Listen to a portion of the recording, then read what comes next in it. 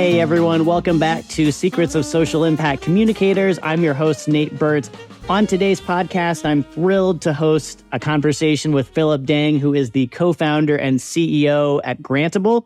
Grantable is an artificial intelligence-powered grant writing tool and interface for those who submit grant proposals designed to save time, create efficiencies, and really give you time to focus on the creative aspect of putting together a winning proposal. Philip's going to talk about his journey into purpose-driven work, where he sees the future of AI going and what it means for social impact communicators. And we also just talk about what it means to do social impact work and the ups and downs and how to navigate that. I just love my conversation with Philip. I think you will too. So here we go with my conversation with Philip. Well, Philip Deng, welcome to Secrets of Social Impact Communicators. Really delighted to have you with me today. Thank you so much for having me, Nate. Absolutely. So if you could, Philip, start off by telling us a little bit about yourself and what you do at Grantable. Sure. I started Grantable, and I came up with the idea for our AI grant writing software based on 15 years of experience in the nonprofit sector. So doing everything from teaching out in the Marshall Islands and China. I've done program management also in China. I started a nonprofit in Seattle, and I've run some pretty large grant-seeking programs at other nonprofits. So that's where I kind of picked up a lot of the tools of the trade, I guess, in the nonprofit sector, including grant writing. And I appreciated the importance of the funding model, but also realized, like so many people do, how broken it is in a lot of different ways. And I came up with some hacks that helped me assemble grants from previous grants. And then in 2020, I started playing around with trying to create software. This GPT-3 came out in 2020, something really interesting that could happen if we mixed all those ingredients together. And I live in Richmond, Virginia, with my fiance, Anitha, and our two dogs, Harper and Siki. I love that, both getting the personal peek behind the curtain as well as the backstory on how you develop Grantable, Philip. And, you know, a lot of the people listening to this podcast are doing some form of social impact work or purpose-driven work. And you talked about connecting the dots between the grant writing world and some of the needs and opportunities to fix challenges that you saw. What was it about purpose-driven work or the nonprofit space that really drew you into it? You know, I think it was a little encounter, actually. I just finished college and an opportunity opened up to become a teacher in the islands. I mean, truly a chance encounter. I was on my way to a summer job I had at a recording studio, and I stopped into an organization called World Teach. And I had been interested in the Peace Corps, and one of the teachers in the Marshall Islands had dropped out for deploying to an outer island. And so I was ready to go, and they bought me a ticket on the spot. And a few weeks later, I was just thrown into that setting. And it was still, even though it was my first year out of college, probably still one of the most formative years of my life. So I think I had a desire to go out and be of service. That's a very fuzzy image, but it was maybe more of a feeling at that time. That was what I felt like was a good use of my life, but I didn't really know how to do it very well. So couple that with a little bit of a sense of adventure. The Marshall Islands is a gorgeous country, and it's a pretty rugged placement. There's no electricity or regular plumbing in the outer islands. I wanted to experience a different way of living, and the closeness of that kind of a community is also really, really special. So I think I had a sense of service and a bit of an itch for adventure, and that got me going, and I just haven't really looked back. I love that, Philip. And speaking of a sense of adventure and not knowing exactly what's around the corner, you know, ChatGPT, generative AI is really having a moment right now. And I'm curious for your perspective on why now, and why should social impact communicators really be paying attention? Well, do you mean sort of why is generative AI having its moment now? Yeah, I think that's exactly right. Like, what is it about 2023 when you and I are talking now that this is suddenly such a focus across any industry you look at? It really seems to be generating a lot of attention. That's a good question. I think it sets us up for some other ways that we can talk in this interview. What the system, GPT, that's the name of the type of large language model that OpenAI has. That's the GPT and ChatGPT. It's actually been around for quite a few years, and it's had these underlying abilities for quite some time, and it didn't really get very much attention at all. It wasn't until they put this wrapper on it, this chat interface, and released it last fall as a research project, and people started playing around with it and suddenly just realized how powerful this technology was. So, you probably remember your first time hearing about this. It really is a profoundly different kind of software experience from everything that we're used to. So it really started to just take the world by surprise and by storm as people were trying out these incredibly complex prompts and very quickly getting these oftentimes really high quality outputs. It was just so different. So I think that it was brought it to our attention now.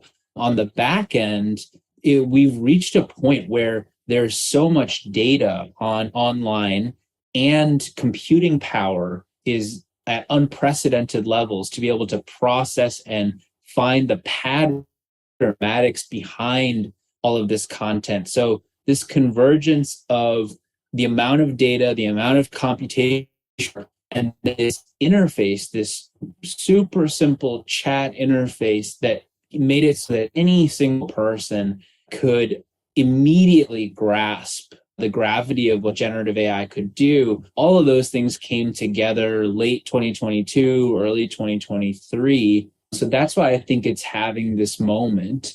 And I think, social impact communicators should pay attention, because communication across all different mediums, generative AI is extremely good at mimicking our communication. And that's because it's been trained on data that is mostly forms of human communication, whether it's imagery, text, audio, music. These are ways that we talk with one another, emotions, stories. That's largely what's out there online for people to consume. And that's what these models have been trained on. So they're extremely good communications mimickers, and people are turning them into tools to help us augment the communication that we do. So I think that's why, if you're a communicator by trade, this is really a technology to pay attention to. Absolutely, Philip. And it's funny you mentioned, the first time using a tool like ChatGPT, and I can remember plugging in a prompt and just being blown away at the clarity of the quote unquote conversation, the speed at which the output was delivered to me. And I know that's only going to get better. So I appreciate the context that you've given, that this is sort of a convergence of all of these different factors of data and the simple interface, and just, again, the growth of this technology in a very short period of time, recognizing that the foundation has been building for many years. What would you tell a communications professional specifically who spends time building grant proposals, thinking about grant funding? What kinds of problems can artificial intelligence help them solve today? And what do you think it might be able to help them do in the future? I think people who have done a number of grant applications actually know quite well, intuitively, I'll say, what the AI can be really helpful with. And that is, at least speaking from my experience, the fun parts of grant writing are actually kind of difficult for AI to do. And the painful parts, the AI actually excels at. For me, and I think this holds with a lot of other grant professionals that I know, shaping the first draft, something new, is really quite fun, especially if you're passionate about a project, got good concepts to start with. Putting together that initial narrative and figuring out which pieces are the most powerful, most resonant, and then coming up with that really language. Actually, for those of us who enjoy writing, that's really quite a joyful, pleasurable experience. Where it starts to get really painful for me is when I'm writing the same general answer for the fourth or fifth or 10th time, and really all I'm doing is trying to fit it into different character limits, or I'm copying and pasting from previous proposals I've written. And the creativity, that phase has passed, and I'm really basically it's kind of data formatting or formatting in general that takes up so much time that I've found, and it's not really pushing my thinking or my critical abilities anymore. So that happens to be what AI is very good at. And starting out with the creative part, the systems don't know your organization. They don't know which story is your most powerful story. So it may not assemble the right first note or the first ingredient, the first draft. But once you've got a solid proposal and the job is to reuse information to apply for more funding, or if you want to just sort of fine tune some or to make it something more concise, the AI is really good for that. So it's funny that it just sort of tracks along those lines. The most enjoyable parts of putting together a grant application, like the creative part where there's really an art to it, I think the generative systems actually struggle, whereas the really rote formatting tasks are really cool. Philip, thank you for outlining that. I think it's encouraging for people like me who are in this space and putting together proposals to know that the creative parts, like you said, coming up with the concept for a project or a proposal, using your creativity, using your expertise or subject matter knowledge in a particular discipline is still going to be something where people like you and me add value, whereas some of the more rote or time-consuming tasks in terms of formatting, making things more concise, et cetera, that's where the AI tools can really excel. I appreciate that overview. What would you say is one of the biggest reasons for grant writing professionals or organizations that pursue grants to experiment with the potential of AI and tools such as Grantable now versus waiting to see how the AI ecosystem evolves? I think it's like I used to do a lot of rock climbing, and I started that in my mid 20s. And I remember going to the climbing gym and seeing little kids climbing, 5, 6, 7 years old. And first, their kids are such natural climbers, but I climbed long enough. I become 12-year-olds, and the abilities they had after growing up with that sport, by the time that they were still young adults, they were incredible. And I think the same thing happens with learning AI. This is definitely going to be one of the most transformative technological eras that we've had. And there's going to start having these types of smart features and smart interfaces. So I think you can wait. I mean, I don't want to push anybody into doing something that's really uncomfortable. What you're going to find is when you start learning, it would be the equivalent of me starting climbing in my mid 20s. And then, you're going to be up against a 13-year-old who's just flying by you because they've been doing it since they were a kid. So it's just more to get familiar with the tools and get comfortable with it. I always recommend, a playful posture when you're taking this stuff on, especially if you're feeling a little bit unsure, a little bit nervous, which we all are. I think a playful stance can actually make failure or uncertainty feel more like a game. And play is one of the best ways that humans learn.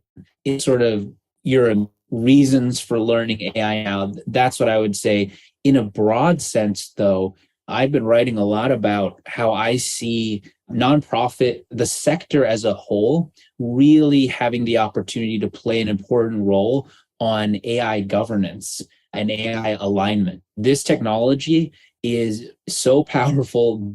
The big companies are coming together to talk about the dangers and the challenges of ensuring that this technology is developed in ways that will be positive for humanity. And the sector that has been focused on doing that work of aligning our systems to human and planetary benefit, that's the nonprofit sector. We've been thinking about values alignment embedded in our work and in our organizations much more so than it is in the private sector where a lot of these technologies are originating. So I really hope nonprofit professionals work with these systems and learn what they're about themselves, use it in a daily situation so that those of us who are in a position to actually comment and shape policy globally will be able to add our knowledge into that conversation. So I think it really is everybody coming together, all government, private, and nonprofit coming together to figure out how to create a positive AI age. Yeah, absolutely, Philip. I appreciate that perspective. And you mentioned the writing that you've been doing. Definitely want to encourage listeners of this podcast to check out Philip's Substack, which is called The Process. Philip's writing a lot of really interesting perspective on AI and the role of AI in grant writing and many other topics within that broader umbrella, but definitely check out The Process on Substack. Philip, talk a little bit about, and you've mentioned this a lot already, so don't feel like you have to repeat yourself, but talk about the great promise and also maybe some risks that AI holds when it comes to social impact work specifically. In the media, we often hear about things like the risk of things that might be inappropriate or recommendations that are wrong or supposed facts that are inaccurate that generative AI can produce. But I'm curious for your perspective, what's the promise or the risk proposition that AI holds for purpose-driven professionals specifically? Well, so I would say a lot of organizations that are purpose-driven, as opposed to maybe say profit-driven, I always kind of think of that setup as formal operations on hard mode, because there's a service or a product that the purpose-driven organization is providing that is not always directly linked to revenue. The work you're doing, take like a food bank or something, the people that are coming to the food bank are getting the benefit and the service of that organization and not generally paying for it. So that organization still has staff, it still has offices, all the same needs as any other group of people, but they have to go in addition to their regular work of operating the food bank and go and find ways to bring in that money. At once, which is why I think a lot of them unfairly get sort of tagged as being inefficient or slow growing, when in fact it's actually two businesses in one. So I think recognizing that reality, that the services, the mission is often not revenue generating on its own like a private business is, there's always going to be this extra burden of work on that team. So to the degree that these teams can figure out ways to add generative AI as a tool to help make the entire operation more efficient, that's really going to be important, just because of the structure of purpose-driven organizations. They often require just like an extra amount of that purely profit-driven organizations don't have to, because their work generates money for the organization to operate. So I think it is like one hand tied behind your back, or use your metaphor, but it's a really, really tough gig that folks have signed up for. So I think any advantage to help the mission that people should take seriously. Thanks for sharing that perspective, Philip. And I think too, a lot of the people who listen to this podcast work in the private sector, but are doing non-traditional work, right? So in those cases, they're having to make the case for investments in social impact that, to your point, may not have a direct benefit to the bottom line. They may also be going out for grant funding in partnership with a nonprofit. And so to your point, I think there are cases to be made up one side and down the other, that finding those efficiencies and getting more precise with tools like ChatGPT or generative AI can really be powerful, whether you're running two businesses in one or you're doing some of this non-traditional work that's purpose-driven and that may have to have extra justification to continue that. So I really appreciate your sharing those insights. As you think about artificial intelligence today, what's one question about AI that no one seems to be asking but should be? Well, I think this relates to something I said earlier. which is if you talk about the optimistic case for AI and how it's going to free up a bunch of time for people to do other things. Sam Altman, who's the CEO of OpenAI, the maker of ChatGPT, published an essay called Moore's Law for Everything. And he basically says, if we do this right, this technology will be able to do so much of our labor that we will be freed up to have time for caring for others and being with the people we care about. In essence, he described the nonprofit sector. And so I think one of the questions that I don't think people are asking is, how do we actually create the bridge or the transition for people to be able to move into purpose-driven work? And I think in that sector are not big enough, they're not fast enough, they're not efficient enough to accommodate all of us, or many of us, shifting much more of our time into activities like that.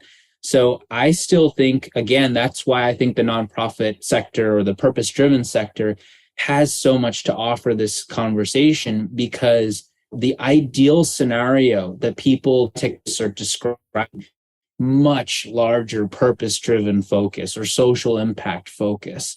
And yet, I don't think the sector is even 1/10 as big as it would need to be.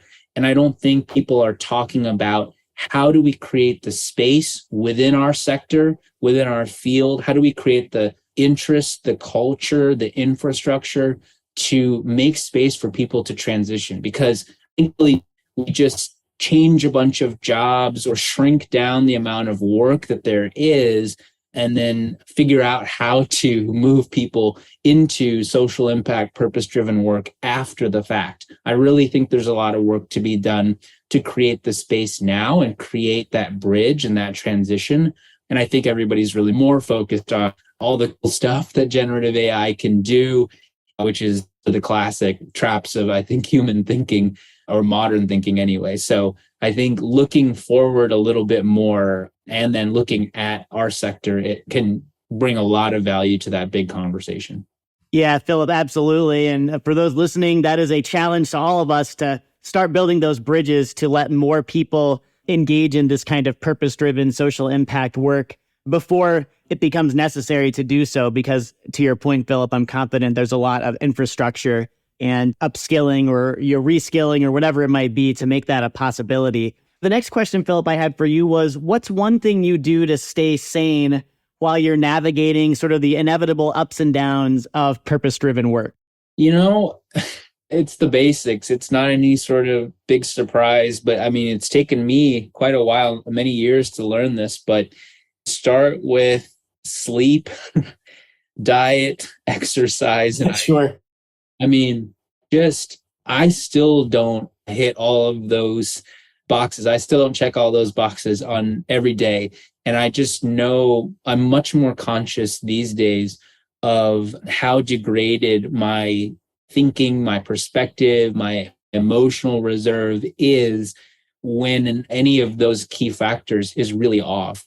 So I would say I'll start, but then assuming you have all of the things figured out, then, I think the next thing to do is to conscientiously create your community and nurture it. I think, at least in the US, we have a tradition and a culture of celebrating independence and perhaps the individual. And at least in my life, I think there's so much of value to consider interdependence and just how much we are all part of this incredibly complex system of moving pieces. And so much of what I've experienced in my nonprofit and now my journey as a tech founder is that little conversations months prior end up showing up to be just incredibly important turning points. People show up with answers, they show up with resources, they show up with other connections. And I just don't think anybody does anything meaningful all on their own. And certainly in terms of the scale of problems that we're all taking on in the social impact sector, nothing we're doing that we can figure out alone. So I think reaching out when you're feeling off your game or sort of overwhelmed is often the best way. And then the last thing I'll just say is it's okay to put it down too. I think that's probably where I struggle the most, but I really enjoy building. So I'm currently working on renting an old RV that we have to get ready to take some family road trips. And so on the weekends or sometimes after work, I'm out there working with power tools and figuring out different kinds of problems. So I think that can be really good too, is just to get out of your head, try to do something in the real world with your hands, try to make something. And I think mostly if you've got your physical set, you've got your community set, and then you've got sort of that other outlet set for you, that's gotten me pretty far. I love that, Philip. That's beautiful. And, my wife and kids and I live out on the farm. So we definitely understand the value that comes from getting good sleep, doing physical labor, and solving problems that don't involve a machine. As valuable as our machines and generative AI and all those tools are, there is something to be said for the restorative power of that kind of work and community. To your point, I know that in my business and in my career, one of the things that I've observed is that the biggest breakthroughs, the most fun that I have, don't happen by myself, right? They happen with other people. So I really appreciate your sharing that experience and perspective with everyone listening. Story is a big part of social impact communication or any communications professional. I'm curious about a story you've encountered, whether through a book or a movie or art, that's maybe really shaped the way you think about your life and work over the past year. That's a great question. I haven't gotten before. There's a book that it's not exactly a single story. It's called The Power of Now. It's by Eckhart Tolle. It's a book of our inner experience as people and sort of trying to understand what is the human mind and what is identity in many senses. And I've read that book several times over in my life. The first time at a pretty low point in my late 20s. And the author, Eckhart Tolle, also begins the book at a particularly low point in his life. And then he walks you through almost like a conversation. You're almost speaking with a teacher. The book is written in a way where common questions that students of his have asked when things don't appear to make sense, and it really starts to melt away a lot of the isolation that I think many of us sometimes just feel in our life in a very deep way.